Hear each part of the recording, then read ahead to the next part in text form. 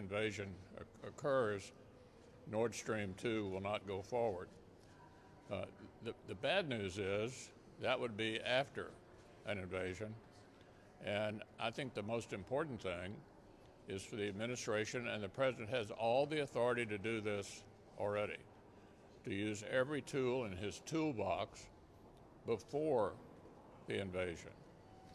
I'm skeptical, appreciate the effort of bipartisan senators to come together behind some kind of legislation. I don't think Putin will be deterred by any piece of legislation in the United States Senate. Summing it up, the president has all the authority he needs. He needs to decide the timing. I think it's going to be a serious deterrent if it's executed before the invasion, not after. Whenever the Democrats get power in Washington, D.C., what they typically do is impose one-size-fits-all rules on farmers, small businesses, innovators. I never thought I would see it apply to toddlers, but that's the latest invention of the Democrats, is requiring Head Start schools who provide early education services to low-income families to require toddlers as young as 2 years old to wear masks, even when they're out on the playground. And it just strikes me that this is a great example, another great example of government overreach. This is a decision that ought to be made by parents and guardians. And the president, who has subscribed the idea that he's going to follow the science, seems like that ought to apply here. Science and common sense ought to dictate the decisions that we make with respect to 2-year-old toddlers when it comes to whether or not they're required to wear masks. But President Biden has decided to use tax dollars, basically, through Head Start, all these agencies around the country, 1,600 of them, and they require these 2-year-old toddlers to wear masks. It is a crazy thing, and even the World Health Organization has said, that there isn't any need for toddlers 5 years older or under to wear masks when it comes to their own safety or their interest. And so this is an example again, and we see it all the time.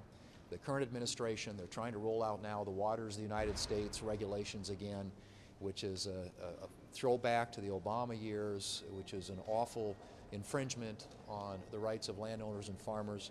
And they've tried to allow the IRS to snoop into people's bank accounts. They've tried all these vaccine mandates on employers across the country. So yet another example of government overreach.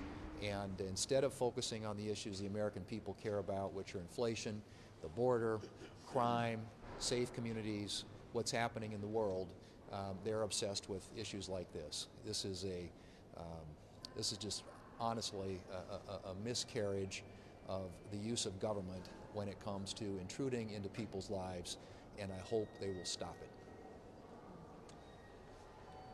I asked the chief of the Capitol Police to come in today and talk about their short-term response to the overwhelming hours that officers have been working. We're about 200 officers below the authorized level of around 2,000 officers. 135 or so officers retired last year, which is about 50% higher than retirements in recent years. And obviously that's a problem. The contract employees for a short time may be part of the answer to that problem. But it's not just a problem in the Capitol Police Department. You know, in the city of St. Louis and St. Louis County, they had retirements were up about 60% last year over the average of the previous 4 years. My hometown, Springfield, Missouri, is looking for 40 officers. Columbia, Missouri, a department 187, looking for 20 officers. We're going to do what we can here to work with the Capitol Police problem, but I think this problem is clearly a lot bigger than the Capitol Police, starting with defund the police and prosecutors who pledge not to prosecute crimes in certain areas or at certain crimes. Police officers becoming the increasing victims of crime is a huge problem. All of us see the Capitol Police every day, know how critically they are are to our ability to function here. It's a problem all over the country. We're doing our best to try to think of new ways to solve that problem.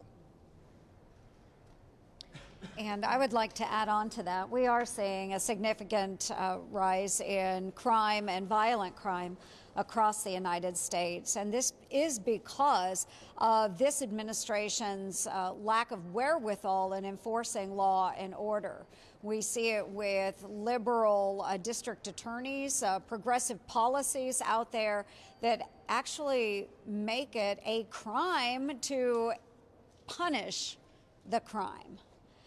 So a couple of examples that I will give you today. There's a Democratic DA in Los Angeles that banned bail and prohibited prosecuting the most serious crimes to the full extent of the law. There was also a Democratic DA in New York that released a list of crimes that would not be prosecuted, including resisting arrest.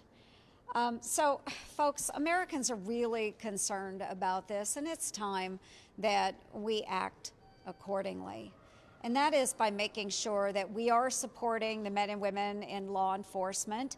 Stop this ridiculous defund the police movement.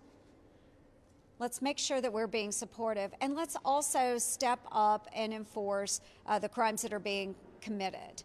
Let's make sure that those are being prosecuted. So I do have an effort to increase penalties on the most serious offenses, going after child sexual predators, making sure that those that are engaged in violent crime are prosecuted and held to the fullest extent of the law. I think these are all things that Republicans can get on board with. Now I'm asking that the administration step it up. Our communities are in danger, and it's not just the largest metro areas. If they're not controlling crime in the metro areas, that literally bleeds over into our rural areas. If they don't take care of it, we will step up and do so. For years, I called on the International Olympic Committee to move the Olympics out of Communist China. What we knew is Communist China would basically, they would use this to whitewash their genocide. A week ago, I talked about it. Now look here's some of the headlines. Olympic teams raise concerns over quarantine hotels. You can talk to some of what's happening to some of these people that are being put in these hotels. They had a Uyghur skier become the face of China's Winter Olympics. Then they're gone. Never be seen. Now NBC sort of supported that idea of supporting the fact, oh gosh, they stood up to international pressure over the Uyghurs, genocide over the Uyghurs. And then the NBC refused to take an ad that had the NBA's Cantor, the center for the Boston Celtics, in it to talk about the atrocities, the genocide. So Americans believe in human rights. I'm surprised that the International Olympic Committee, and I'm surprised the Biden administration wouldn't do anything to try to get the Olympics moved. I hope American companies like Nike and Coke and NBC will start standing up for human rights rather than profits.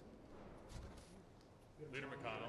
Is it appropriate for the Republican National Committee to censure two sitting members of Congress and also use the words legitimate political discourse in talking about January 6th? Well, let me give you my view of what happened January the 6th. And we're here. We saw what happened. It was a violent insurrection for the purpose of trying to prevent the peaceful transfer of power after a legitimately certified election from one administration to the next. That's what it was. With regard to the suggestion that the RNC should be in the business of picking and choosing Republicans who ought to be supported, traditionally the view of the National Party committees is that we support all members of our party, regardless of their positions on some issues. Do you have confidence in her, Ronna McDaniel, as chairwoman of the committee? I do, but the issue is whether or not the RNC should be sort of singling out members of our party who may have different views from the majority. That's not the job of the RNC. Leader McConnell. Being unfair when it doles out